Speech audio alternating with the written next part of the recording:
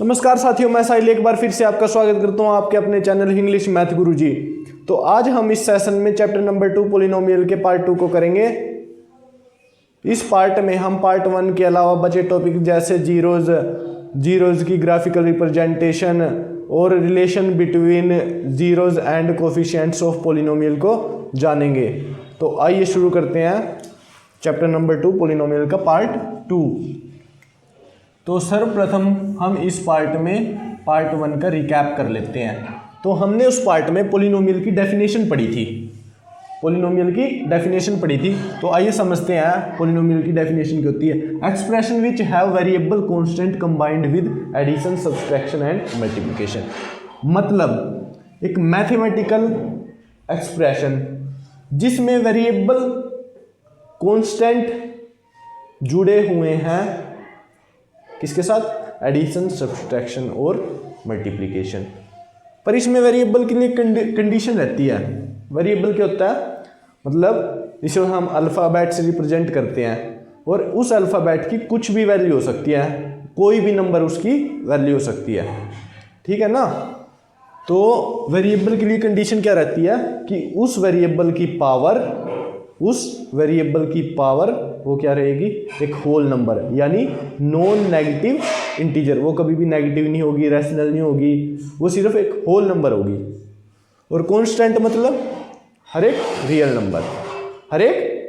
Number, समझे। अब जैसे पोलिनोमियल के दो रूट वर्ड्स होते हैं, पोली प्लस नोमन। पोली मतलब मैनी, नोमन मतलब टर्म्स। तो आइए अब समझते हैं एक बार टाइप ऑफ पोलिनोमियल को। तो हमने इस पार्ट में जैसे टाइप ऑफ पोलिनोमियल को दो तरीके से समझा था। First, on the base of term. Monomial, जिस पोलिनोमियल में एक टर्म हो उसे मोनोनोमियल, जिसमें दो हो उसे बाइनोमियल, जिसमें तीन हो ट्राइनोमियल। सेकंड टाइप हमने डिग्री के बेस पर समझी थी। लीनियर पोलिनोमियल क्या होता है? जिसमें हाईएस्ट पावर है ना जो पोलिनोमियल की, वो कितनी रहेगी? 1। क्वाड्रेटिक में 2 और क्यूबिक में 3। तो आइए अब हम नेक्स्ट टॉपिक जैसे जीरोज। हमने उस क्लास में भी जीरोज को थोड़ा सा जाना था, पर आइए अब इसमें हम जीरोज को विस्तार से जानते हैं और ग्राफिकल रिप्रेजेंटेशन ऑफ जीरोज को भी समझेंगे। तो आइए अब हम इस जीरोज टर्म को जान लेते हैं। तो जीरोज की डेफिनेशन को जाने तो value of variable for which value of whole expression यानी पोलिनोमियल विल बिकम 0। तो इसका क्या मतलब है कि वेरिएबल की वह वैल्यू जिसके लिए वो पोलिनोमियल क्या बन जाए? 0। तो उस वैल्यू को क्या कहेंगे? Zeros of that polynomial, zeros of that expression. तो आइए जैसे एग्जांपल से समझे। 7x + 7 है, ये क्या है? x + 7। हमें इस एक्सप्रेशन की वैल्यू को 0 बनाना है, और जो वैल्यू मतलब वेरिएबल की जो वैल्यू इसको 0 बना देगी ना, वो क्या है? जीरोज ऑफ दिस एक्सप्रेशन, यानी जीरोज ऑफ दिस पोलिनोमियल। तो x + 7 है, इसकी वैल्यू क्या किसके इक्वल रखनी है? क्योंकि ये पूरी किसके इक्वल रखनी है? 0। अब हमें यहाँ से x की वैल्यू मिलेगी। x की क्या मिलेगी यहाँ से? वैल्यू। वो वैल्यू क्या होगी?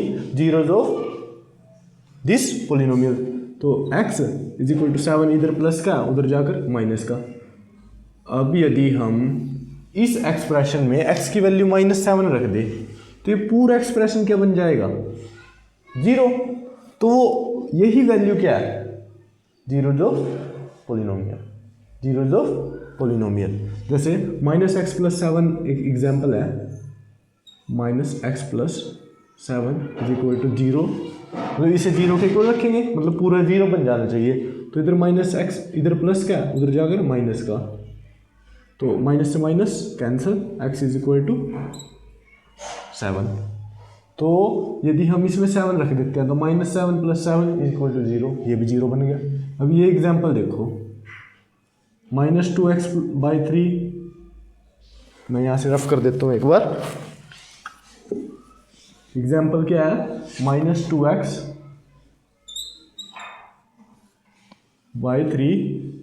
प्लस 5 को 0 के इक्वल रख दो।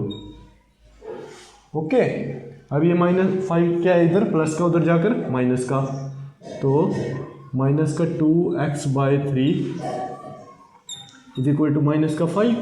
ये इधर 3 डिवाइड का उधर जाकर मल्टीप्लाई में, उधर जाकर मल्टीप्लाई में, ये 2 इधर -2 क्या है इधर मल्टीप्लाई में, उधर जाकर डिवाइड में। तो ये वैल्यू x की है ना, इस एक्सप्रेशन को क्या कर देगी, 0 कर देगी। तो ये वैल्यू क्या होगी पॉलिनोमियल की, जीरोज। तो -15/-2 यानी 15/2। तो अब हम इसमें यदि 15/2 रख दे वैल्यू, तो 15/2, 2 से 2 कैंसिल, 15 से 3 कैंसिल, मतलब यहाँ पर -5 बचेगा, इधर ये +5, तो इसको पूरे को क्या कर देगी, 0 कर देगी। तो वही क्या है, जीरोज ऑफ पॉलिनोमियल। ऐसी एग्जांपल इसको आप खुद करके देख सकते हैं कि इसकी जीरोज क्या आएगी। अब जैसे हम क्वाड्रेटिक इक्वेशन को देखें तो इसकी जीरोज को कैसे निकालते हैं, तो हमने 9th क्लास में भी मिडिल टर्म स्प्लिटिंग से भी क्वाड्रेटिक इक्वेशन को सोल्व करना सीखा था। तो आइए एक बार फिर से जान लेते हैं। तो इसे पूरे को क्या रखेंगे, 0 के इक्वल। एक बात और हमें याद रखनी है, जितनी पॉलिनोमियल की डिग्री उतने उसके सॉल्यूशंस होंगे, उतने उसके सॉल्यूशंस, मैक्सिमम सॉल्यूशंस उतने होंगे। अब इसकी डिग्री कितनी है, क्वाड्रेटिक इक्वेशन की 2 होती है, तो इसके मैक्सिमम सॉल्यूशंस कितने हो सकते हैं, 2। मैक्सिमम सॉल्यूशंस कितने हो सकते हैं, 2। तो आइए अब जानते हैं। तो हमें क्या करना होता है, इसमें मिडिल टर्म को ऐसे 2 टर्म्स में स्प्लिट करना होता है, मतलब कि उसकी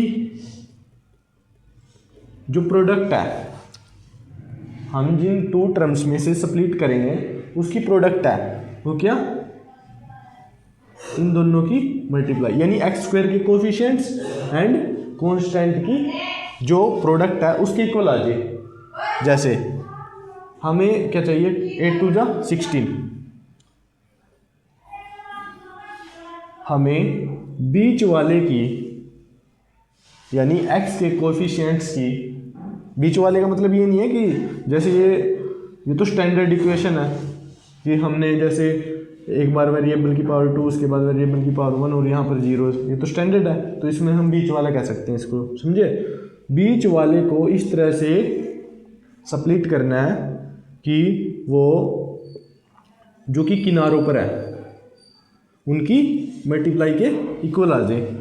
तो 8 2 16, तो 16 कैसे आएगा, 8 को हम कैसे मतलब 2 पार्ट्स में डिवाइड करें कि उनकी जो प्रोडक्ट है वो 16 आ जाए। यदि हम 6 और 2 में करें, जैसे 6 + 2, तो क्या आएगा, 12। तो हम इसका क्या कर सकते हैं, मतलब 4 4 जा, और 4 4 प्लस करके क्या आएगा, 8 आएगा। तो 8x² + 4x + 4x + 2। हमने बीच में कुछ चेंज थोड़ी किया है, हमने सिर्फ लिख तो सकती हैं। जैसे 8 को क्या लिख सकते हैं, 4 + 4, वही तो किया हमने। यहाँ पर 8 कोई थिंग दी हुई है, उनको हमने 4 थिंग + 4 थिंग में कर लिया, समझे। तो अब इन दोनों में देखो 4x कॉमन, 4x क्या कॉमन, इधर क्या बचा x, इधर +1, इधर ये भाई इधर 2x + 1, इधर 2 कॉमन और इधर भी 2x + 1। जब हम इसे आगे फर्दर सोल्व करेंगे तो x की वैल्यू क्या आएगी,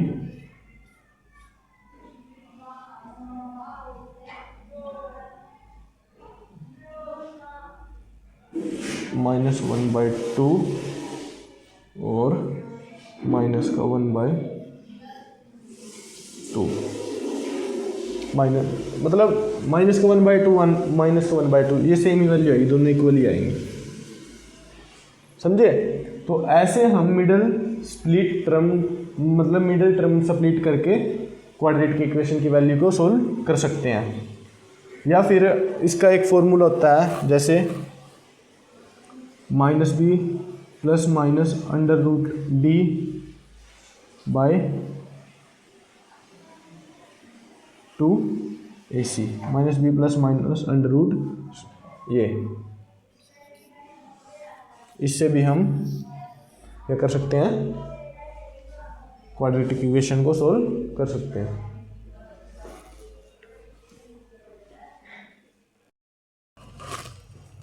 जैसे अदर्स एग्जांपल्स को समझे तो हमें एग्जांपल्स में क्वाड्रेटिक इक्वेशंस के जीरोज निकालने हैं।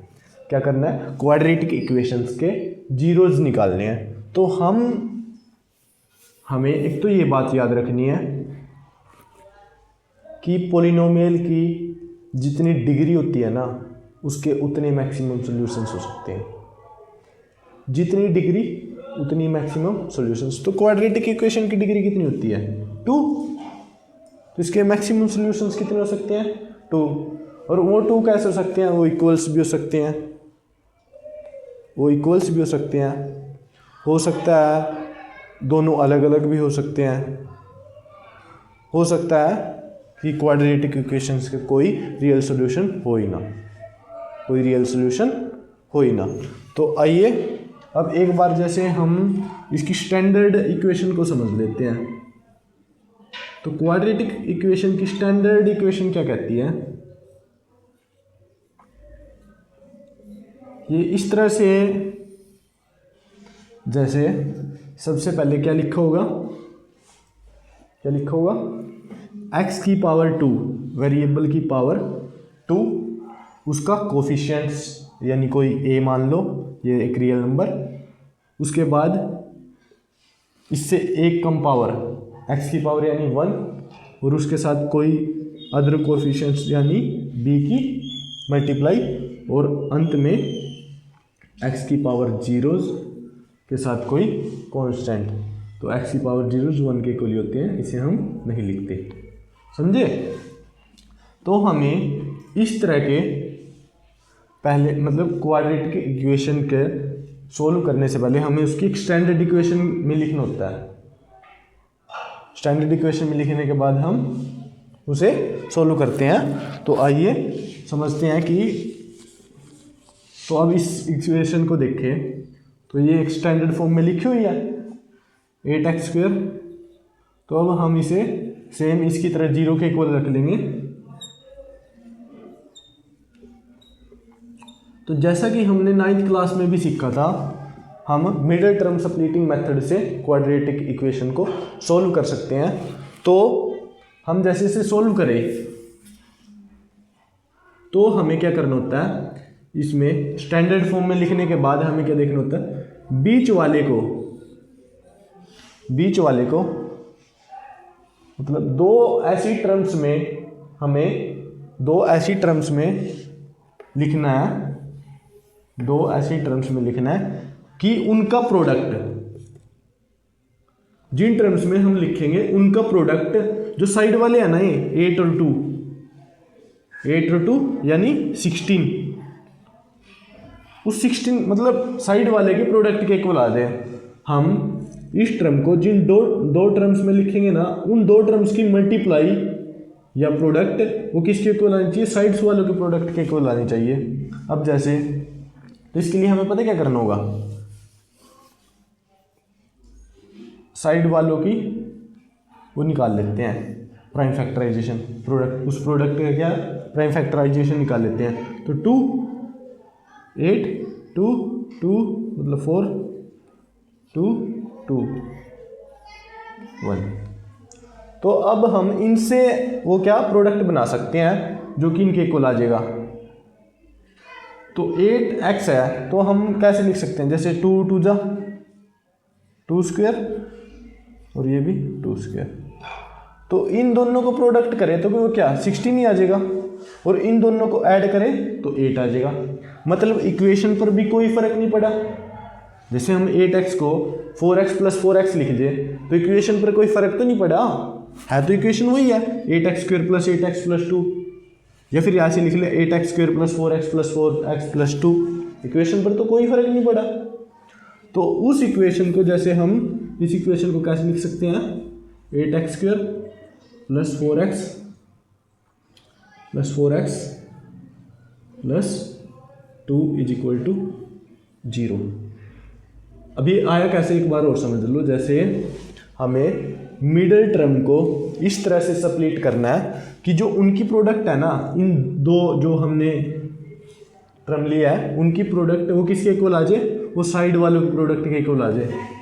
और जैसे सोचने से अच्छा पता क्या, इनकी दोनों की प्रोडक्ट करो, उसकी प्राइम फैक्टराइजेशन करें, इन फैक्टरों से बनेगी वो जो ये है ना, वो दो टर्म इन फैक्टरों से बन जाएगी, समझ गए। तो जैसे अब हम इसे सोल्व करें तो एक बार ऊपर से थोड़ा रफ कर लेते हैं, एग्जाम्पल वगैरह रफ कर लेते हैं। तो 8x² इसकी 0 निकालने के लिए प्लस 8x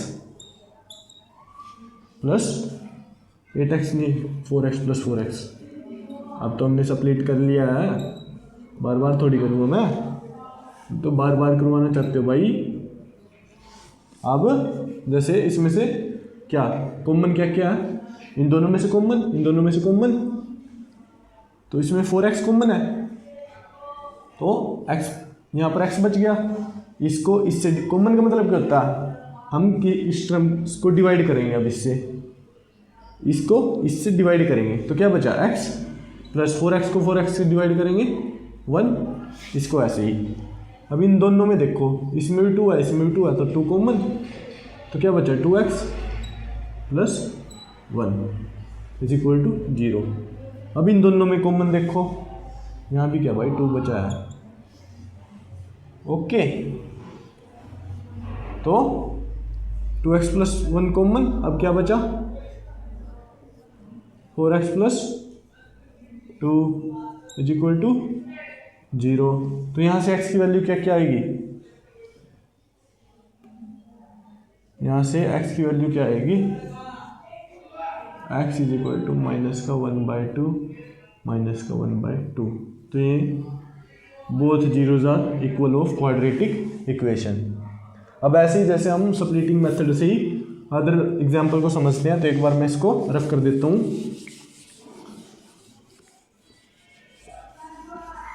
तो हमें बिल्कुल क्लियर हो जाएगा।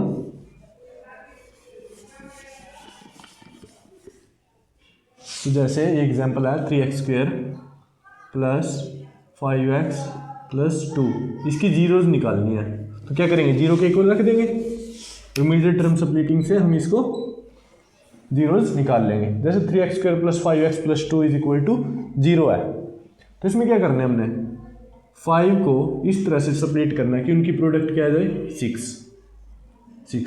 तो क्या करो, 6 की प्राइम फैक्टराइजेशन कर लो, 2 3 3 1।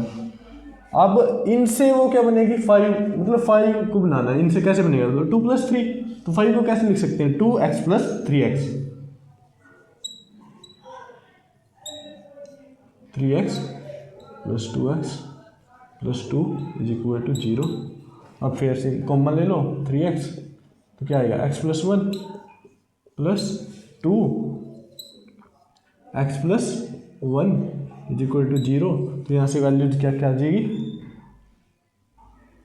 यहाँ कॉमन x + 1, फिर से 3x + 2 = 0, और ये x की वैल्यू क्या क्या आएगी, एक बार इसमें इसके 0 के इक्वल रखेंगे, एक बार इसमें इसको 0 के इक्वल रखेंगे, तो एक बार -1 और एक बार -2/3। तो इन दोनों वैल्यू पर इस पूरे एक्सप्रेशन की वैल्यू क्या बन जाएगी 0। जैसे -1 रखें तो यहाँ पर -1 रखें, -1 का स्क्वायर 1 यानी 3, प्लस -1 रखें यानी -1 × 5 -5 और ये +2, तो इनसे पूरा क्या बन गया है 0। ये बन गया भाई 0। समझ गए? या फिर हम जैसे क्या रखे, -2/3, तो 3 इंटू -2/3 का स्क्वायर यानी 4/9 प्लस 5 इंटू -2/3 प्लस 2। अब इसको देखो, 3 4 जा 12/9 प्लस 5 2 -10/3 प्लस का 2।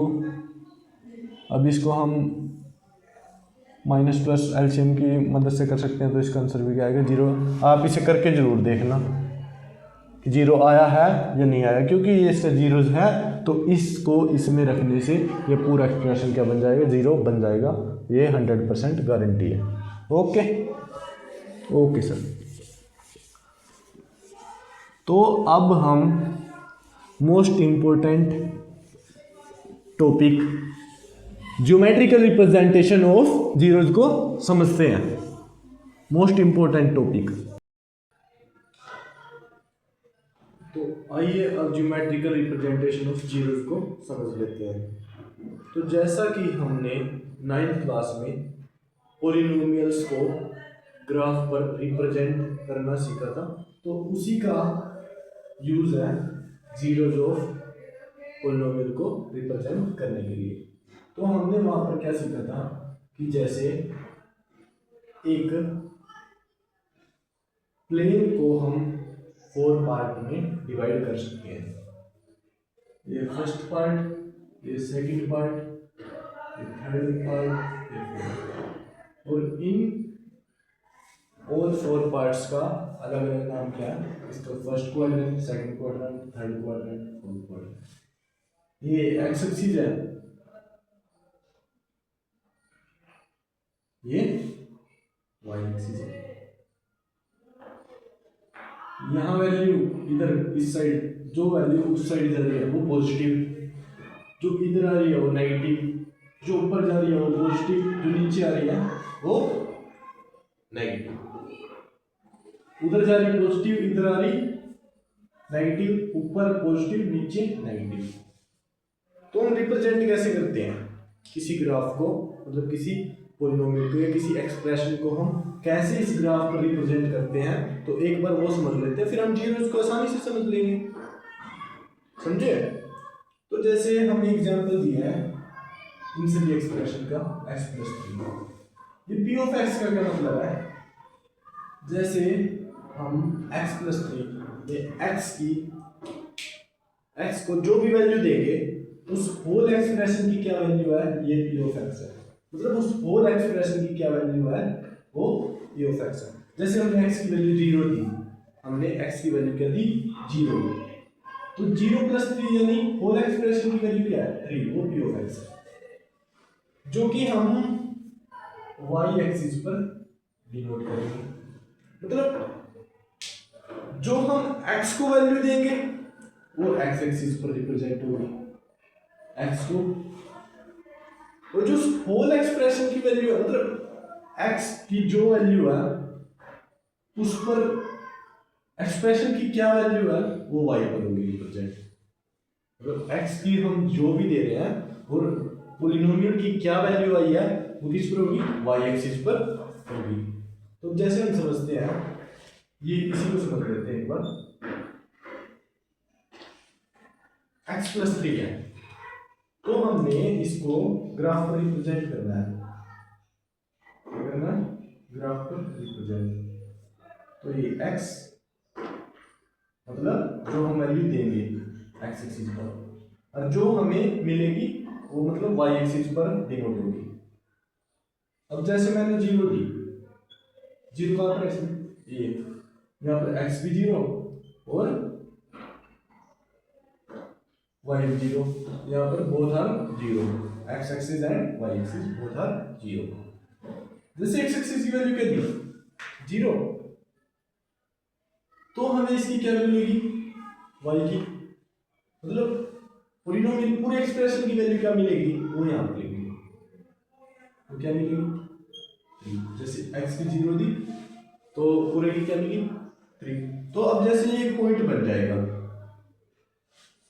नाइन्थ में सीखा ही था। पॉइंट क्या होता है, एक्स और वाई का मतलब बोथ पॉइंट। जैसे ये 0 है, एक्स यहाँ पर क्या, एक्स कोऑर्डिनेट क्या है 0, और उस 0 पर उस होल एक्सप्रेशन की वैल्यू क्या है 3, मतलब ये एक्स पर 0 और उस पर क्या 3। इस पॉइंट को क्या कर लो, डार्क कर लो। ओके, अब जैसे मैंने इसको वैल्यू दी 1, तो होल एक्सप्रेशन की वैल्यू क्या है 4। यहाँ पर जैसे 1 एक्स एक्सिस पर 1 और यहाँ पर क्या मिलेगा हमें 4। अब ये पॉइंट है, इसको डार्क कर लो। ये कौन सा पॉइंट है, 1 और 4, 1 और 4, मतलब यहाँ पर एक्स कोऑर्डिनेट क्या है 1 और वाई कोऑर्डिनेट क्या है 4। ऐसे ही यदि मैं माइनस का 1 दूं तो इसकी वैल्यू क्या मिलेगी 2, ये माइनस का 1 और ये उधर होल एक्सप्रेशन की वैल्यू 2। ऐसे ही कर दी -3 दूंगा तो मैं इसकी वैल्यू 0। तो ये एक लाइन बढ़ेगी ऐसे करके, लाइन बढ़ेगी। अब आप इस लाइन को ध्यान से देखें तो ये एक्स एक्सिस को 1 पॉइंट पर इंटरसेक्ट कर दिया है जो कि -3 है, जो कि क्या है -3। और यदि हम इसकी जीरोस को निकाल दें इस पॉलिनोमियल की, वो भी क्या आएगा -3। इसका मतलब क्या है कि किसी पॉलिनोमियल की जीरो क्या होती है, उस पॉलिनोमियल के ग्राफ में, उस पॉलिनोमियल का ग्राफ जहां पर एक्स एक्सिस को इंटरसेक्ट करता है वो उस पॉलिनोमियल की जीरोस होता है। क्या, जहां एक्स एक्सिस को पॉलिनोमियल इंटरसेक्ट करता है वो पॉलिनोमियल की जीरोस की वैल्यू होती है। तो अब ये -3 पर कर रहा है तो -3 क्या है, जीरो है इस पॉलिनोमियल की। ये और यही क्या है, जितनी मतलब कि कोई ग्राफ एक्स एक्सिस को जितनी बार इंटरसेक्ट करेगा उतने उस पॉलिनोमियल के सॉल्यूशंस होंगे। आइए समझते हैं। जैसे एक बार तो समझ लिया हमने, इसको रफ कर देते हैं।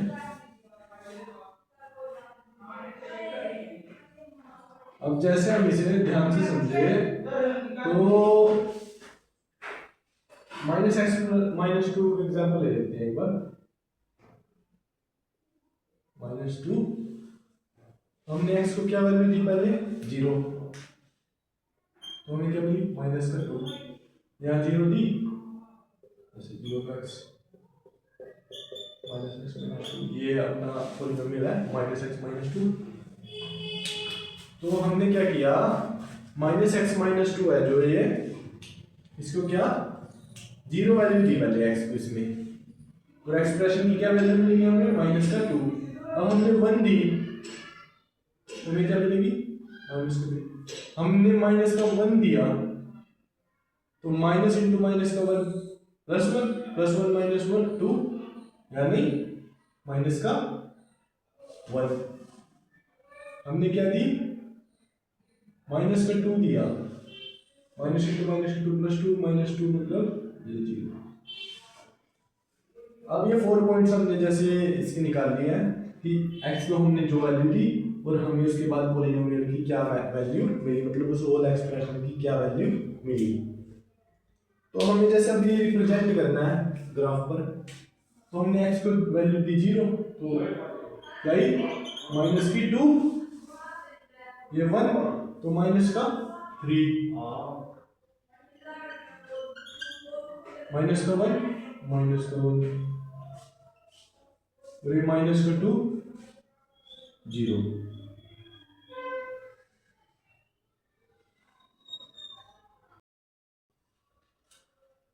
तो अब हम एक बार ये जान लेते हैं कि एक लीनियर पॉलिनोमियल, क्वाड्रेटिक पॉलिनोमियल और क्यूबिक पॉलिनोमियल की ग्राफिकल शेप कैसी हो सकती है। तो लीनियर पॉलिनोमियल के लिए जो ग्राफ्स रहते हैं ना, वो एक लाइन ही बनेगी।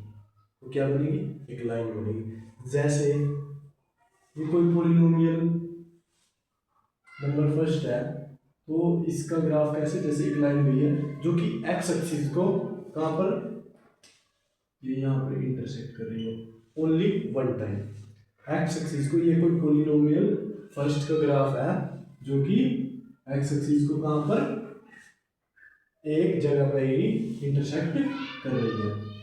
ये कोई सेकंड पोलिनोमियल है जो कि एक्स एक्सिस को ये भी एक ही जगह पर, ये कोई थर्ड पोलिनोमियल है ये भी, और ये सब क्या है इनकी, मतलब जहां जहां पर इनके ग्राफ्स इंटरसेक्ट करते जा रहे हैं वो उसकी जीरो है। तो इस पोलिनोमियल की जीरो कहाँ है, ये यहाँ पर है। इस वाले पोलिनोमियल की जीरो ये यहाँ पर है। इस वाले पोलिनोमियल की जीरो वो यहाँ पर है। मतलब इसकी जीरो यहाँ, इस वाले की यहाँ, इस वाले की यहाँ पर, समझे, जहां पर वो इंटरसेक्ट करते हैं ना लाइन, वो वहां पर उसकी जीरो। तो समझे लीनियर पोलिनोमियल के जीरोस की रिप्रेजेंटेशन ये होती है। अब जैसे हम क्वाड्रेटिक पोलिनोमियल की ग्राफिकल शेप देखें तो एक सर्कल हो सकती है, ये पैराबोला शेप होती है, वो एक पैराबोला हो सकती है, इलिप्स भी हो सकती है। हमें याद, नाम तो याद रखनी है, मतलब किस किस तरह के क्वाड्रेटिक इक्वेशन की शेप हो सकती है, वो पैराबोला, सर्कल, ओके, वो इलिप्स। ये हमें एमसीक्यू में भी पूछ सकते हैं कि क्वाड्रेटिक पॉलिनोमियल की जो ग्राफिकल शेप है वो किस किस तरह की, पैराबोला, सर्कल, इलिप्स, ओके। तो अब जैसे उन इलिप्स की, मतलब उन सर्कल की और उसकी पैराबोला की शेप देखें तो किस तरह है। जैसे सर्कल है, ये कहाँ पर टू टाइम्स, ये पॉलिनोमियल फर्स्ट का कोई क्वाड्रेटिक इक्वेशन है और उसका ग्राफ बनाया तो हमने एक सर्कल बनाया जो कि एक्स एक्सिस को टू टाइम्स इंटरसेक्ट कर रहा है। ये कोई पॉलिनोमियल फर्स्ट है जो कि एक्स एक्सिस को टू टाइम्स, मतलब ये वाला सर्कल जो ये अंदर की साइड है, जो ये अंदर की साइड है।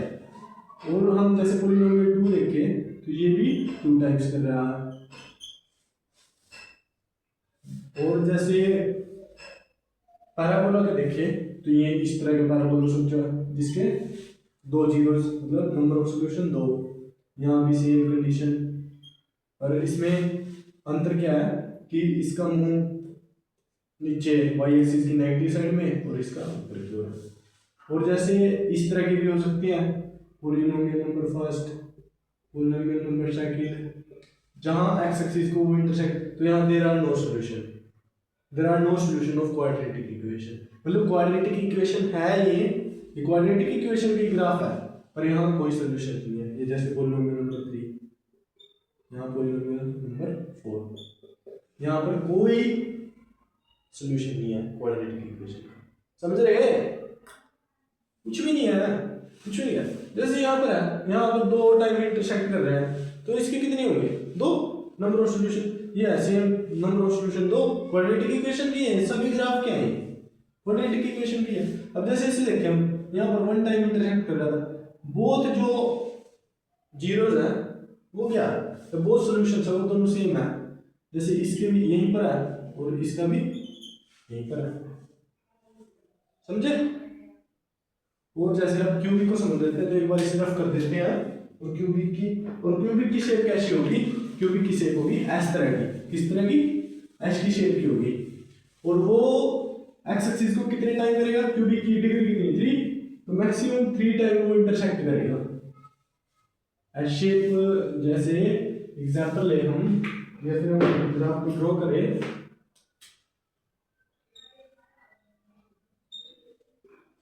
तो उसका ग्राफ कुछ एस, वो कितने टाइम कर रहा है, एक्स एक्सिस को 3 टाइम इंटरसेक्ट करेगा वो, एक्स एक्सिस को कितने टाइम। तो अब हमने इन ग्राफ से क्या सीखा कि लीनियर जो पॉलिनोमियल है उसका ग्राफ लाइन होगा, वो एक्स एक्सिस को एक बार इंटरसेक्ट करेगा। जो हमारा क्वाड्रेटिक पॉलिनोमियल है उसकी शेप्स 3 टाइप्स की, सर्कल, पैराबोला, इलिप्स। सर्कल में 2 टाइम्स करेगा, हो सकता है 2 टाइम्स करे, मतलब सर्कल या तो नहीं करेगा वो बिल्कुल, जैसे इस तरह का भी सर्कल हो सकता है ना,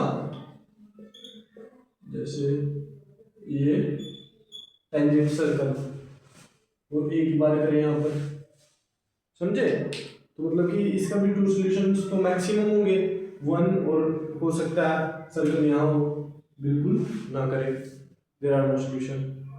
समझे? तो सर्कल्स के भी इस तरह से, ऐसे ही पैराबोला के मैक्सिमम 2 टाइम्स कर सकता है, करने में एक बार को भी ना करे और करने में एक बार भी कर सकता है। ऐसे ही ये है एस शेप, ये शायद ऐसे ही नीचे से गुजर जाए, समझ रहे ना? जैसे ये इस टाइप से कोई शेप, मतलब रैंडम शेप को मैक्सिमम क्यूबिक पोलिनोमियल का 3 टाइम्स इंटरसेक्ट करेगा। समझ गए? तो यदि हम शॉर्ट में बात करें तो लीनियर पोलिनोमियल की लाइन मैक्सिमम एक बार इंटरसेक्ट करेगी एक्स एक्सिस को, क्वाड्रेटिक में सर्कल, पैराबोला और इलिप्स को 2 टाइम्स करेगी एक्स एक्सिस को इंटरसेक्ट, और क्यूबिक में मैक्सिमम कोई रैंडम शेप यानी एस शेप 3 टाइम करेगी एक्स एक्सिस को इंटरसेक्ट। ओके, तो आइए अब हम समझ लेते हैं relation between coefficients and zeros of polynomial.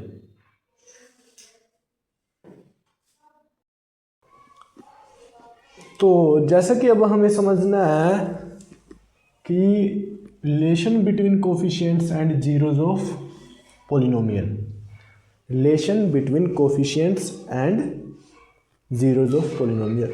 तो हम एग्जाम्पल में जैसे लीनियर पोलिनोमियल के कोफिशिएंट्स एंड उसके जीरोस के बारे में समझे, तो जैसे हमने कोई स्टैंडर्ड फॉर्म है जो लीनियर इक्वेशन की, वो क्या होती है, ax + b। तो इस लीनियर पोलिनोमियल में a और b क्या है, एक रियल नंबर और x कोई वेरिएबल है। a और b यहाँ पर कोफिशिएंट्स भी कह सकते हैं। x यानी x की पावर, मतलब x की पावर 1 का कोफिशिएंट्स क्या है, a है, और x की पावर 0 का कोफिशिएंट क्या है, b है। x की पावर 0 1 के इक्वल होती है, समझे? तो अब हमने जैसे ये कोई स्टैंडर्ड पोलिनोमियल है, लीनियर पोलिनोमियल, तो इसकी जीरोस कितने होंगे, लीनियर पोलिनोमियल के जीरोस, नंबर ऑफ जीरोस कितने होंगे, 1, क्योंकि डिग्री 1। तो हमने वो क्या मानना, अल्फा। तो इस अल्फा का ए और बी के साथ क्या रिलेशन है, हमें ये समझना है। तो बी क्या है यहाँ पर, कांस्टेंट, तो अल्फा की वैल्यू इक्वल होगी minus constant divide by coefficients of x, यानी माइनस का बी बाय ए, माइनस का बी बाय ए। हमें ये याद रखना है कि एक लीनियर पोलिनोमियल में जो उसका जीरोस होता है ना, वो इक्वल होता है माइनस बी बाय ए। बी और ए क्या है, कोफिशिएंट्स हैं स्टैंडर्ड फॉर्म में, समझे? तो हमें जनरल सी बात ये याद रखनी है, alpha is equal to minus constant divide by coefficients of x. जैसे हम एग्जांपल ले 3x + 2, एग्जांपल ले 3x + 2, तो यहाँ से जीरोज की वैल्यू निकाल लो, तो इसे 0 के इक्वल करना पड़ेगा, और x की वैल्यू क्या आएगी, माइनस का 2 बाय 3। और अब ये अप्लाई करके देखो कि अल्फा की, यहाँ से जीरोज की वैल्यू ये आ गई, हमने सोल्व करके निकाली -2/3। अब ये अप्लाई करके देखो, तो -b, माइनस का ऐसे कैसे, b देखो क्या है, b क्या है, +2, तो b के लिए 2 रखा, और a क्या है 3, तो -2/3, समझे? तो हमें क्या याद रखना है कि एक लीनियर पोलिनोमियल के लिए उसके जीरोस की वैल्यू किसके इक्वल होती है, -b/a स्टैंडर्ड फॉर्म में, जो कि एक ax + b है, एक लीनियर पोलिनोमियल ax + b के लिए जीरोस की वैल्यू क्या होती है, -b/a। ये याद रखना हमें, alpha is equal to -b/a। ऐसे ही जैसे क्वाड्रेटिक कोई पोलिनोमियल है और उसकी स्टैंडर्ड फॉर्म क्या होती है, ax², a क्या है, x² का कोफिशिएंट्स प्लस bx, मतलब मल्टीपल कोई कोफिशिएंट्स कहते हैं, x² का मल्टीपल a, x का मल्टीपल b यानी कोफिशिएंट b, प्लस c को या कांस्टेंट x की पावर 0 का मल्टीपल है, समझे? तो जैसे एक क्वाड्रेटिक पोलिनोमियल, उसके मैक्सिमम नंबर ऑफ सॉल्यूशन कितने हो सकते हैं, 2। तो हमने क्या माने, लेट्स जीरोस, जो कि इस स्टैंडर्ड के हैं, वो क्या है, अल्फा बीटा। अल्फा बीटा क्या है, एक तरह से वेरिएबल है, मतलब यहाँ पर तो कांस्टेंट, मतलब इनकी वैल्यू कुछ भी हो सकती है। जनरली हमने मान ली कि अल्फा और बीटा है, यहाँ पर कांस्टेंट मतलब एक तरह से क्या है, वेरिएबल को शो करें, मतलब इनकी वैल्यू कुछ भी हो सकती है। पर हमने इस टाइम पर क्या मतलब ये ही है, इसके तो यही है, हमने ये मान लिया, समझ गए। तो इस क्वाड्रेटिक इक्वेशन के हमने जीरोज क्या मानने, अल्फा और बीटा। अब जैसे अल्फा और बीटा के क्या क्या जैसे ऑपरेशन करें हम इन पर, तो मैथ में ऑपरेशन क्या, प्लस माइनस मल्टीप्लाई, तो अल्फा प्लस बीटा को निकाल ले तो वो क्या आएगा, माइनस का कोफिशिएंट ऑफ एक्स यानी minus B by A. Alpha plus beta निकाल ले तो वो क्या आएगा, minus B by A. Alpha beta निकाल ले तो वो क्या आएगा, C by A. Alpha minus beta निकाल ले तो ये क्या आएगा, under root B square minus 4ac by A. और जो कि हमेशा पॉजिटिव है, डिफरेंस को हम क्या लेंगे, हमेशा पॉजिटिव लेंगे। ओके, अल्फा प्लस बीटा क्या आएगा, minus B by A. Alpha beta क्या आएगा, C by A. Alpha minus beta क्या आएगा, under root B square minus 4ac by A. जैसे हम इसको करें तो हमने जैसे अल्फा और बीटा की वैल्यू निकालनी है, इसके लिए अल्फा और बीटा की वैल्यू निकालनी है, तो वो कैसे निकाल लेंगे, मिडिल टर्म स्प्लिटिंग से मैं इसका एक बार सोल्यूशन कर देता हूँ। तो 3x square plus 3x plus 1x plus 1, मैंने क्या किया, मतलब प्राइम फैक्टराइजेशन करके 3 का, तो हमने 4 को मिडिल मतलब कि टर्म में स्प्लिट कर लिया, 3x और 1x में, और 3x common, x plus 1 plus x plus 1 बच गया, यहाँ पर 1, 3x प्लस 1 x प्लस 1, मतलब जीरोज की निकालनी है, तो जीरोज x की वैल्यू क्या, -1 और माइनस का 1/3। तो x की वैल्यू क्या क्या आई है यहाँ पर, -1 और -1/3 आए। अब हमें जैसे उनकी क्या करना है, तो यहाँ तो इसकी स्टैंडर्ड की तो अल्फा और बीटा थे, पर यहाँ पर एक मतलब कोई भी दे दी हमें, उसके क्या है, -1 और माइनस का। अब इनको जैसे प्लस करें तो -1/, तो ये क्या आएगा, -4/3। अल्फा प्लस बीटा मतलब क्या आएगा यहाँ पर, -4/3 आ गया।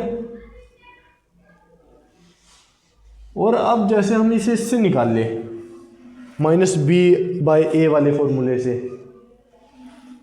अल्फा प्लस बीटा, जैसे ये यहाँ पर निकाल ला अल्फा प्लस बीटा, ये अल्फा है ये बीटा है, तो हमने ये अल्फा प्लस बीटा निकाल लिया किससे, मेथड से।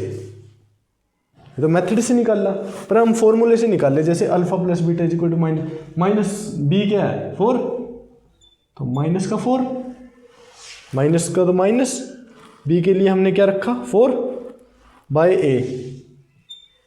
यानी 3, तो माइनस का 4/3 दोनों सेम है, समझे। जैसे अल्फा बीटा निकाल ले, अब तो मल्टीप्लाई करो -1 की -1/3 के साथ, तो क्या आएगी 1/3। अब यहीं से निकाल लो फॉर्मूले से, c/a है अल्फा बीटा, तो c क्या है 1, c क्या है यहाँ पर 1, a क्या है 3, तो 1/3। इस तरह से हमें याद रखना है एक क्वाड्रेटिक इक्वेशन के लिए, alpha plus beta is equal to, मतलब कि जीरोज की जो प्लस है एडिशन है वो किसके इक्वल है, -b/a। जो जीरोज की मल्टीप्लिकेशन है alpha beta is equal to वो है c/a, और जो डिफरेंस है उनका वो किसके इक्वल है, under root B square minus 4ac/a। समझे। ऐसे ही एक क्यूबिक पोलिनोमियल के लिए alpha plus beta plus gamma, ये अल्फा है ये बीटा है ये गामा है, जो कि मतलब हमने मानने हैं उसके जीरोज किसी स्टैंडर्ड के, अल्फा बीट, डी यहाँ पर क्या कांस्टेंट है, सी क्या है एक्स का कोफिशिएंट, बी ये एक्स स्क्वायर का मल्टीपल एक्स क्यूब का मल्टीपल ए, समझे। तो ऐसे ही हमने जैसे प्लस करनी है ये alpha plus beta plus gamma, तो ये क्या आएगा -b/a, तो सेम वही, जैसे ये टर्म हमें alpha plus beta -b/a, alpha beta यहाँ भी था c/a, पर इसमें क्या है, जैसे तीनों की मल्टीप्लाई वो याद रखनी है हमें -d/a, वो हमें याद रखनी है -d/a। तो एक बार मैं आपको फिर से रिपीट कर देता हूँ, कोई लीनियर पोलिनोमियल है, उसका क्या होता है, ए की जीरोज होता है, उस जीरोज को हम यदि कोफिशिएंट्स के साथ रिलेट करें तो उस जीरोज की वैल्यू अल्फ़ा मान लो। स्टैंडर्ड फॉर्म का पोलिनोमियल क्या है, उसकी जीरोज क्या है अल्फ़ा, अल्फ़ा की वैल्यू किसकी इक्वल होगी -b/a। ठीक है, कोई क्वाड्रेटिक इक्वेशन है, क्वाड्रेटिक इक्वेशन में अल्फ़ा प्लस बीटा निकालना, जैसे हम अल्फ़ा और बीटा क्या उसके जीरोज़ है, अल्फ़ा प्लस बीटा निकालना तो वो माइनस बी बाई ए के इक्वल होगा। अल्फ़ा बीटा किसके इक्वल होगा, सी बाई ए के इक्वल होगा। अल्फ़ा माइनस बीटा किसके इक्वल होगा, under root B square minus 4ac by A के इक्वल होगा। अब जैसे कोई क्यूबिक पोलिनोमियल है, क्यूबिक पोलिनोमियल के लिए क्या उसके वो क्या है जीरोज़, अल्फ़ा बीटा और गामा है, अल्फ़ा बीटा और गामा है। उन तीनों की एडिशन निकालनी है तो माइनस बी बाई ए के इक्वल, उन तीनों का प्रोडक्ट निकालना है तो माइनस डी बाई ए के इक्वल। अलग अलग दो दो की प्रोडक्ट करके उनकी एडिशन निकालनी है, alpha beta plus beta gamma plus alpha gamma is equal to वो किसके इक्वल होगा, सी बाई ए के इक्वल होगा। समझे? तो ये हमें नॉर्मल याद रखना है। तो एक बार इस कॉन्सेप्ट को भी समझ लेते हैं कि जैसे हमें गिवन है sum of zeros and product of zeros, तो हमें फॉर्मेशन करनी है किसकी, क्वाड्रेटिक इक्वेशन की। तो उस क्वाड्रेटिक इक्वेशन की क्या मतलब, वो क्वाड्रेटिक इक्वेशन क्या होगी, जिसके जैसे हमें कोई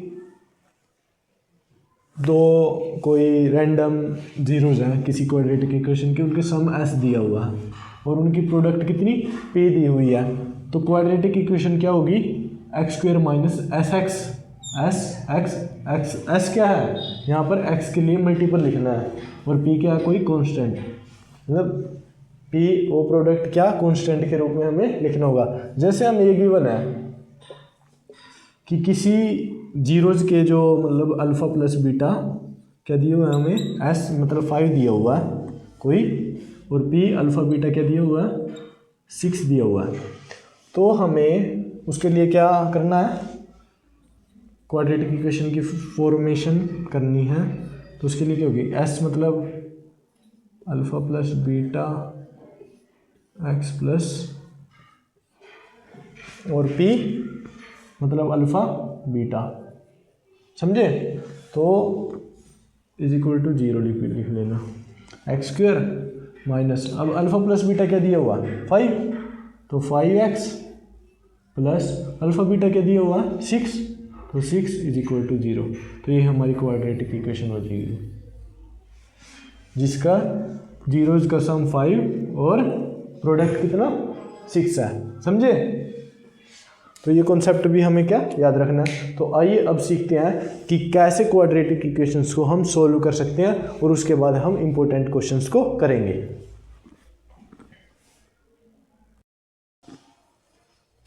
तो आइए एक बार क्वाड्रेटिक इक्वेशंस या फिर क्वाड्रेटिक पोलिनोमियल्स के जीरोज़ को निकालना देखते हैं।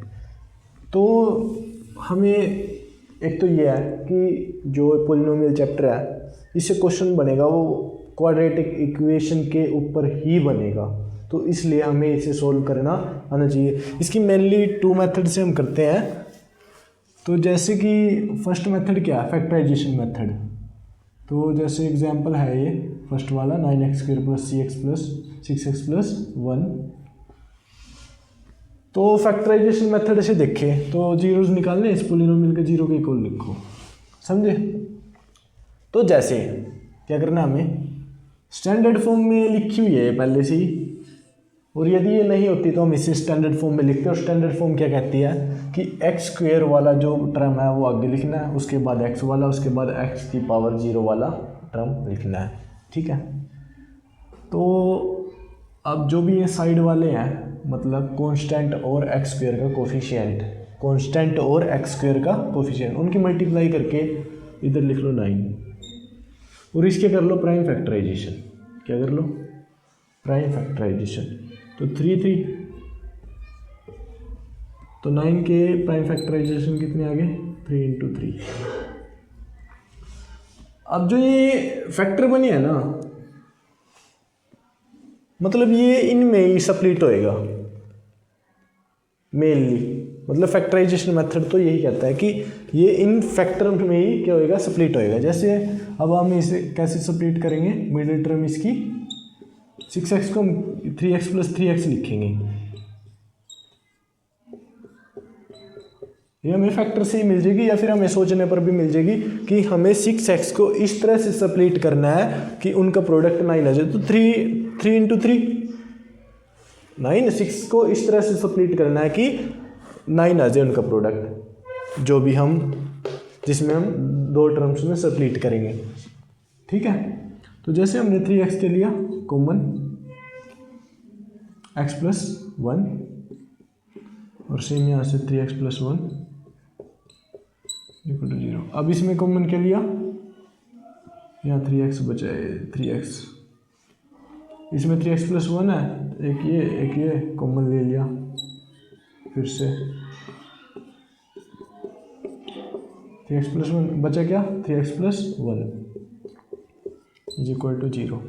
जैसे इसमें से हमने कॉमन क्या लिया 3x, यहाँ पर क्या बचा इन दोनों में 3x plus 1 plus 3x plus 1 में कुछ भी कॉमन यहाँ से लिख दो। अब जैसे इसमें और इस टर्म में क्या कॉमन है 3x plus 1, 3x plus 1 common है और बचा क्या यहाँ पर 3x बच जाएगा और ये यहाँ पर ये 1 बच गया। ठीक है, इसे लिख लो। तो यहाँ से x की वैल्यू क्या आई है माइनस का 1/3 और माइनस का 1/3, बोथ वैल्यूज इक्वल्स। ओके, तो ये इसकी जीरो निकालने का मेथड है। जैसे हम अदर एग्जांपल को समझे 6x² माइनस का 12x plus 1, 6x² minus 12x plus 1। तो इस एग्जांपल को 6x² प्लस 12x प्लस 1, तो हम इसे जैसे मतलब फैक्टराइजेशन मेथड से करेंगे। तो फैक्टराइजेशन मेथड को से करने के लिए हमें इस 12x को ऐसे 2 टर्म्स में स्प्लिट करना होगा जिससे इनका प्रोडक्ट 6 × 1 6 आ जाए। तो 12 को किस में करेगी, उसका उन दोनों टर्म्स का प्रोडक्ट क्या आ जाए 6। तो इसको 6 को क्या कर लेते हैं, प्राइम फैक्टराइजेशन निकाल लेते हैं 6 के। तो 2 3 3 1 2 और 3, 6 इज इक्वल टू 2 × 3। तो इन फैक्टर से देखो कि 12 कैसे बनेगा, तो नहीं बनेगा। तो इसलिए ये मेथड से हम इसे नहीं कर सकते। तो सेकंड मेथड मतलब फॉर्मूला मेथड से हम निकालते हैं। तो फॉर्मूला मेथड क्या कहता है वो समझना है एक बार। तो जैसे कोई स्टैंडर्ड इक्वेशन है ax² plus bx plus c is equal to 0, तो इसके जीरोज़ क्या होंगे, यानी इसके सॉल्यूशन क्या होंगे, ये फॉर्मूला है -b plus √b² minus 4ac divided by 2a। Quadratic equation के 2 जीरोज़ होते हैं, तो एक तो ये होगा और एक माइनस का b, प्लस की जगह यहाँ पर माइनस और same b² minus 4ac divided by 2a, तो एक ये होगा। और यदि हम इसे मिक्स लिखें तो -b plus minus √b² minus का 4ac डिवाइडेड बाय 2a, इसे ऐसे भी लिख सकते हैं, समझे। तो ये इसका सोल्यूशन होगा। और स्टैंडर्ड इक्वेशन से हम जैसे अब ये इक्वेशन दिया हमें, क्या ये इक्वेशन, तो इस इक्वेशन से इसका सोल्यूशन निकालना मतलब इसके जीरोज़ निकालने हैं। तो इसके जीरोज़ कैसे निकालेंगे, जैसे इससे कंपेयर करो स्टैंडर्ड से। तो x इज इक्वल टू यहाँ पर क्या है -b है, तो यहाँ पर -12, b की जगह यहाँ क्या है 12, प्लस माइनस यानी प्लस, पहले फर्स्ट रूट निकाल, प्लस √b², 12 का square 144 minus 4 × ac, 4 × 6 × 1 divided by 2 × a, 2 × a यानी 2 × 6, 2 × 6। और ऐसे ही -12 और सेम माइनस 144 माइनस 4 × 6 × 1 और ये 2 × 6। तो ये 2 रूट्स इस इक्वेशन के हो जाएंगे, मतलब ये 2 जीरोज़ या फिर 2 सॉल्यूशंस इस इक्वेशन के हो जाएंगे। और फर्दर सोल्व करें तो -12 प्लस √120 और 2 × 6 12 -12 माइनस का √120 12। अब इसे फर्दर सोल्व करें तो -12 से अब इसे आगे सोल्व करेंगे, यहाँ पर कर देता हूँ मैं। तो -12 को 12 से डिवाइड देंगे, -1 और प्लस √120 डिवाइडेड बाय 12। एक रूट तो ये होगा और सेकंड रूट क्या होगा, -1 माइनस का √120 बाय 12। √120 की वैल्यू हम पूरी नहीं निकाल सकते, इसलिए इसे ऐसे ही छोड़ सकते हैं। तो ये 2 जीरोस मतलब 2 सॉल्यूशंस इस पॉलिनोमियल के हो जाएंगे। समझ गए? आइए था अब थर्ड क्वेश्चन को कर लेते हैं। तो थर्ड क्वेश्चन को हम जैसे फर्स्ट मेथड फैक्टराइजेशन मेथड से करें, फैक्टराइजेशन मेथड, तो क्या होगा, पहली बात तो ये क्या स्टैंडर्ड फॉर्म में नहीं लिखा है, तो इसे स्टैंडर्ड फॉर्म में लिखेंगे 7x² + 10x + 3 = 0। तो अब इसका क्या, हमें जैसे 7 3 जा 21, हमें 21 प्रोडक्ट चाहिए इससे। क्या चाहिए, इसको मतलब इस तरह से स्प्लिट करना है कि 21, स्प्लिट का मतलब क्या होता है, मतलब तोड़ना, एक तरह से उसको 2 पार्ट में तोड़ना। तो जैसे 10x को, तो इसके क्या करना होगा हमें, 3 7 7, ये 21 के फैक्टर बन गए। अब इनसे बनेगा ये, और इन दोनों के प्लस से ये बन जाएगा। जैसे 7x², अब 10 को क्या लिख सकते हैं हम, 7x + 3x + 3 = 0। और यहाँ से फर्दर सोल्व करेंगे। 7x कॉमन इन बोथ में। कॉमन का मतलब क्या होता है कि जैसे हम इसको भी 7x से डिवाइड कर रहे हैं और इसको भी 7x से, तो यहाँ क्या बचेगा, 7x से डिवाइड करेंगे तो यहाँ पर x बचेगा, यहाँ पर 1 बचेगा। किसी को सेम से ही 3x और 3 में मतलब दोनों को 3 से डिवाइड कर दे हम, तो इसको यहाँ x यहाँ 1। अब फर्दर कॉमन लेंगे तो x + 1 कॉमन आ जाएगा। देखो दोनों में, इसमें भी x + 1 है, इसमें बोथ टर्म में दोनों में कॉमन। अब क्या क्या बचा है, इधर 7x बचेगा, इधर +3 बचेगा = 0। ओके, अब जैसे x की वैल्यू क्या आएगी, -1 और 3/7, -1 और -3/7। अब जैसे हम इसे दूसरे फॉर्मूला मेथड से करें, क्या करें, फॉर्मूला मेथड से करें इसे कोई, तो फॉर्मूला मेथड जैसे क्या कहता है वो फॉर्मूला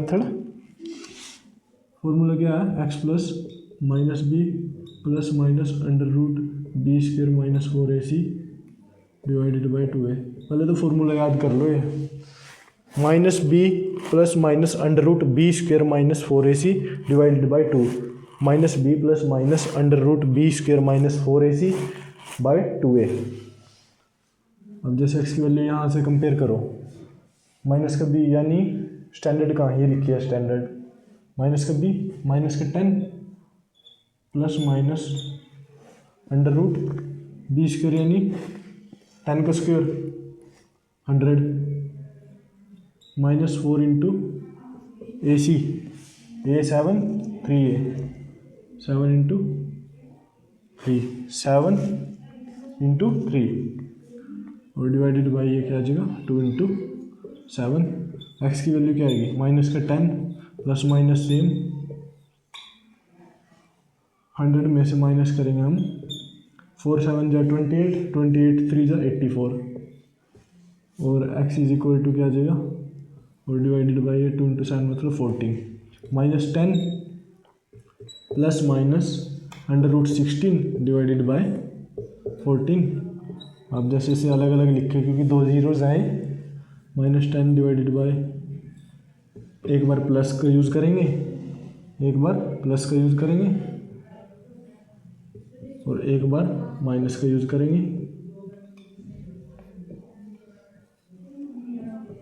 और प्लस के मतलब √ क्या होता है, 16 का 4 होता है, तो -10 + 4 डिवाइडेड बाई 14 और ये -10 माइनस का 4 और ये 14, और जैसे जैसे आगे फर्दर सोल्व करें तो -10 + 4 -6/14, और जैसे जैसे कैंसिल करेंगे तो -3/7, और ये -14/14 यानी -1। तो एक सॉल्यूशन -3/7 और एक -1।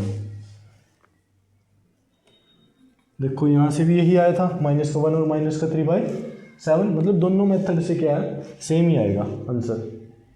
चाहे फॉर्मूला मेथड से करो, फॉर्मूला मेथड इज बेस्ट है। बस ये है कि इसमें यदि हम समझ गए ना कि फैक्टर हो जाएंगे, मतलब फैक्टर से प्रोडक्ट बन जाएगी, मतलब जो हम मिडिल टर्म को स्प्लिट करेंगे उससे प्रोडक्ट हमें वो ही मिल जाएगी, तो ये आसान है मेथड। इससे वो देखो फॉर्मूला मतलब लेंथ ही चला जाएगा बहुत, समझे ना। तो आइए अब एक बार क्वेश्चन नंबर 4 को भी देख लेते हैं। √2 वाले क्वेश्चन शुरू हो गया भाई। √2x 7x + 5 √2। तो जैसे इस पोलिनोमियल के हमें 0 निकालनी है, तो इसे 0 के इक्वल, 0 निकालनी है तो 0 के इक्वल रख लेंगे। पहले फैक्टराइजेशन मेथड देखते हैं। फैक्टराइजेशन मेथड क्या कहता है कि पहले स्टैंडर्ड फॉर्म में लिखो। स्टैंडर्ड फॉर्म में ये लिखा हुआ है x² + 7x + 5 √2 = 0।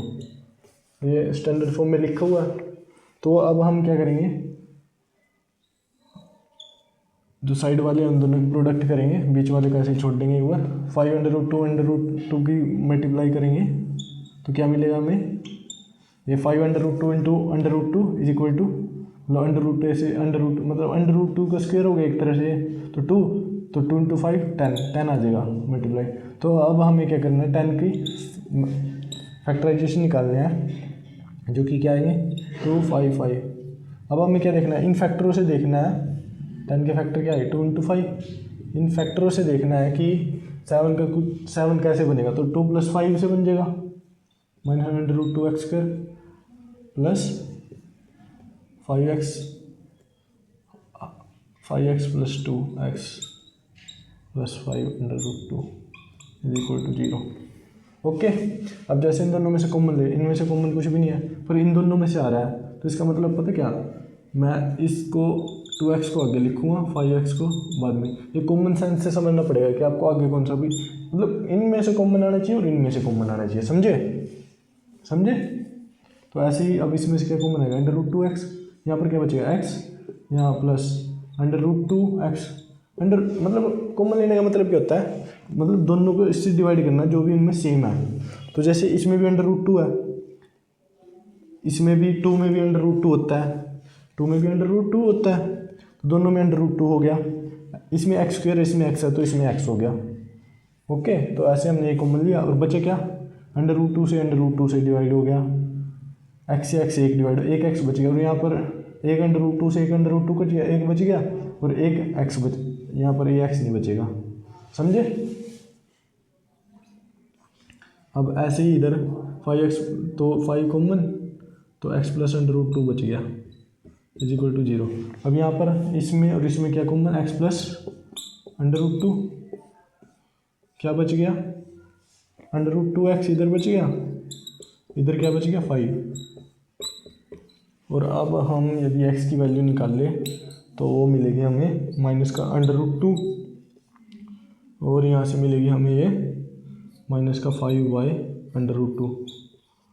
तो और हम √ को मतलब बेसिकली नीचे नहीं लिखते हैं, तो इसको ऊपर नीचे दोनों तरफ मल्टीप्लाई करके हम इसको ऐसे सोल्व करके ये वैल्यू लिख सकते हैं, समझे। तो 2 रूट क्या हो गए, x = एक तरह से इसके इक्वल -√2 और -5√2/2। इस मेथड से ये हुआ। आइए उधर दूसरा मेथड करते हैं, फॉर्मूला मेथड। तो फॉर्मूला मेथड से जैसे इसके एक सॉल्यूशंस तो यही आएंगे, फॉर्मूला मेथड से देखते हैं कि कैसे सोल्व हो गए। तो फॉर्मूला मेथड क्या कहता है, फॉर्मूला लिखे पहले -b +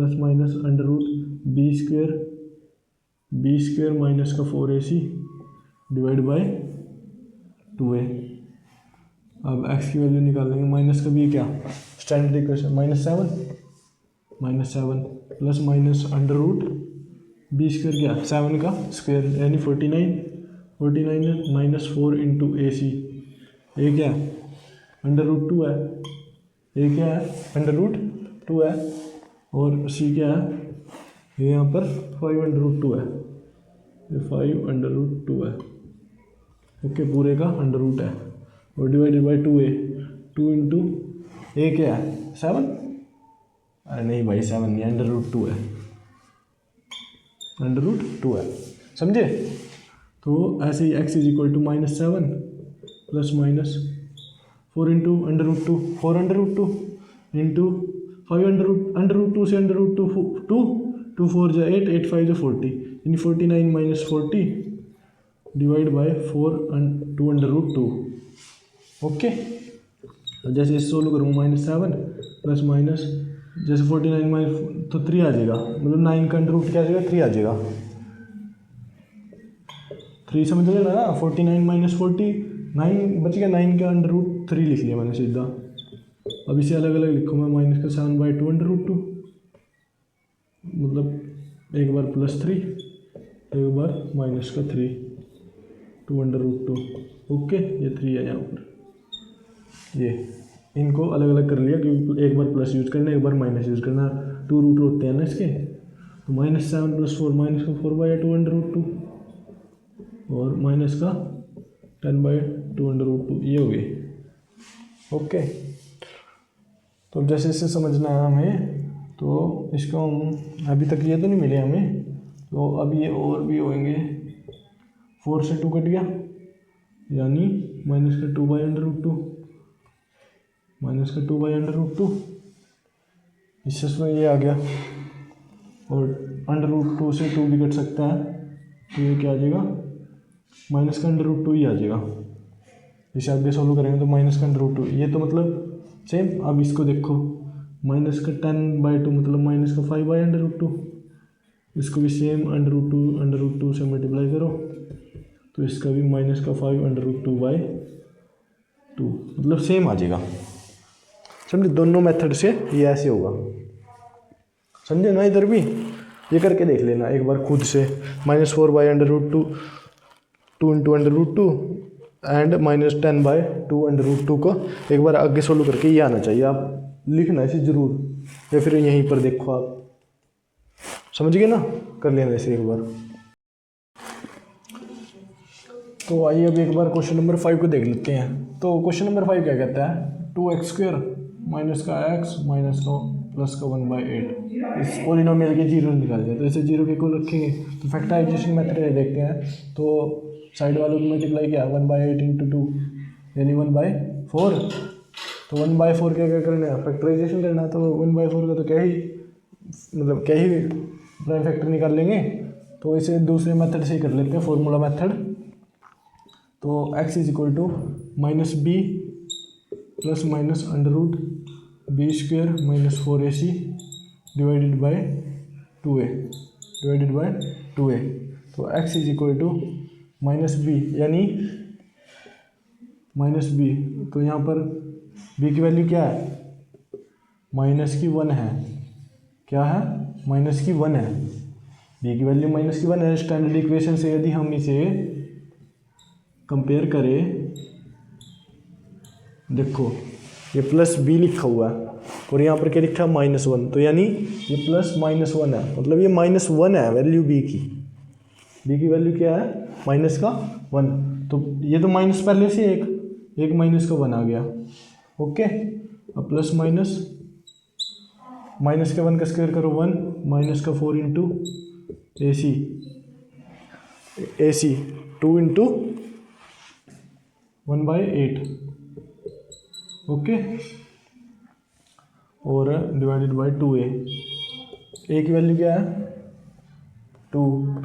ओके, अब x की वैल्यू क्या आ जाएगी, माइनस का 1 प्लस माइनस, नहीं माइनस का क्यों आएगा 1, माइनस में इंटू माइनस, प्लस का आएगा +1 प्लस माइनस और अंडर रूट 1 - 4 इंटू 2 8 8 इंटू 1/8 मतलब ये 1 हो जाएगा। अब जैसे 1 माइनस 4 इंटू 2 8, 8 इंटू 1/8 मतलब 1 और डिवाइडेड बाई ये 2 इंटू 2 4, तो क्या हो जाएगा हमारा 1/4 और प्लस माइनस अंडर रूट 0, यानी ये 0 ही हो जाएगा, ये तो ख़त्म। तो ये वैल्यू आई है 1/4, यही है 1/4, मतलब बोथ आर इक्वल, दोनों 1/4 आएंगे इससे। इसका मतलब क्या, इस क्वाड्रेटिक इक्वेशन यानी इस क्वाड्रेटिक पॉलिनोमियल के जो 0 जाएंगे वो 1/4 दोनों एक ही एक्स कोऑर्डिनेट पर होंगे, वो 1/4 होगा। समझे? अब आइए क्वेश्चन नंबर 6 को देख लेते हैं एक बार। तो क्वेश्चन नंबर 6 को करते हैं। तो क्वेश्चन नंबर 6 क्या है, -x², क्या है, -x² - 2x + 3, -x²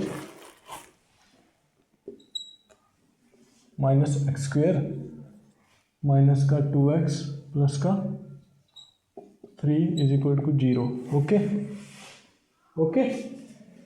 तो जैसे अब ये x² का माइनस आ गया आगे, तो हम इससे कॉमन ले सकते हैं, माइनस को कॉमन ले सकते हैं।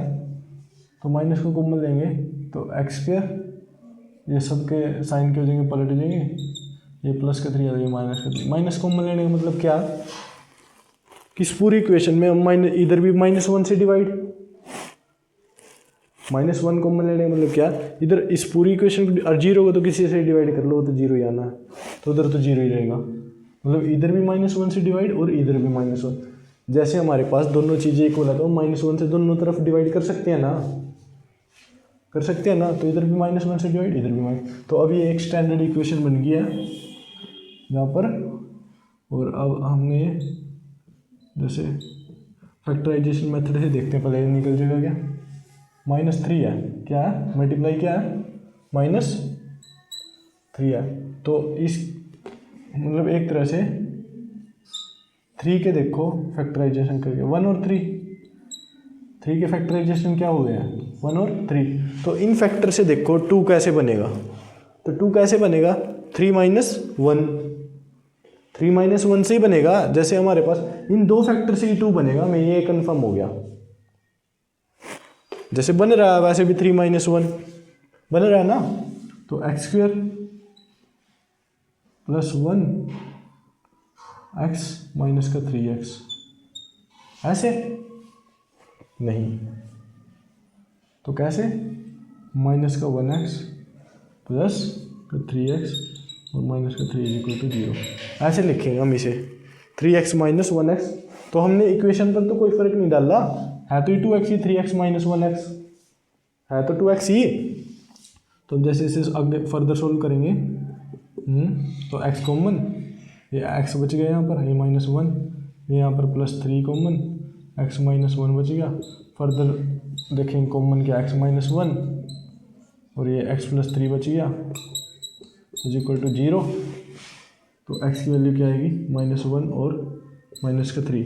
अब फॉर्मूला मेथड से देखते हैं एक बार, फॉर्मूला मेथड से देखते हैं। तो x की वैल्यू क्या होती है, -b plus minus √b² - 4ac / 2a। अब स्टैंडर्ड से क्या करेंगे, हम कंपेयर करेंगे। b की वैल्यू क्या है, b की वैल्यू जैसे -2 दिया है, तो हम इसको ब्रैकेट में रखेंगे, क्योंकि माइनस यहाँ तो एक पहले से है और एक इसमें है, b की वैल्यू में एक क्या इसमें है, तो प्लस माइनस ऐसे कैसे ही, b का स्क्वायर यानी 2 का स्क्वायर -2 का स्क्वायर 4 4 इंटू सी, ये क्या -1 इंटू सी 3। तो अब जैसे इसको हम, और 2a की वैल्यू क्या है, -1 -2 आ जाएगा नीचे, तो -2 प्लस का 2 हो जाएगा, minus into minus +2 minus plus minus 4 -4 को -1 से करेंगे मल्टीप्लाई 4, क्योंकि माइनस की माइनस से मल्टीप्लाई प्लस, तो 4 प्लस और 4 को 3 से करेंगे 12, तो ये और ये -2 ऐसे कैसे ही, x = +2, एक बार इसे प्लस वाले में लिख लेंगे और √16 मतलब 4 होता है वैसे। चलो अगले बार में लिख देंगे, और ये +2 माइनस ये √16 और ये -2। अब जैसे इसे सोल्व करेंगे तो x +2 + 4 मतलब कि 2 और 4 6, 6 को -2 से डिवाइड करेंगे -3 और 2 - 4 मतलब -2, -2 से -2 से करेंगे तो 1। तो ये इसके सोल्यूशन आ जाएगा। इस मेथड से -3 और जैसे ये क्या आएगा माइनस का, अच्छा ये यहाँ पर ही देखो आप, ये x - 1 था तो x - 1 कोई इक्वल 0 रखेंगे तो यहाँ से ये x की वैल्यू 1 आएगी। ओके, तो यहाँ भी इक्वल, ये भी इक्वल। जैसे मतलब जब ये दोनों इक्वल नहीं आए ना, मतलब हमने कहीं पर कहीं गलती किया तो उस गलती को बचाएं। अब यहाँ हमने गलती की थी, x - 1 को 0 के इक्वल रखने से हमें x की वैल्यू +1 मिलती, समझे। तो फ्रेंड्स आज हमने इस पार्ट में सभी इम्पोर्टेंट टॉपिक मतलब पूरे चैप्टर को कर लिया है। नेक्स्ट पार्ट में हम इम्पोर्टेंट क्वेश्चंस को करेंगे। हम इस पार्ट में क्वेश्चंस को इसलिए नहीं कर रहे हैं क्योंकि ये पार्ट बहुत लेंथी चला जाएगा। तो आई होप आप सब ने सभी टॉपिक्स को ध्यान से समझा होगा। यदि वीडियो अच्छी लगी हो तो प्लीज़ चैनल को सब्सक्राइब करें, लाइक करें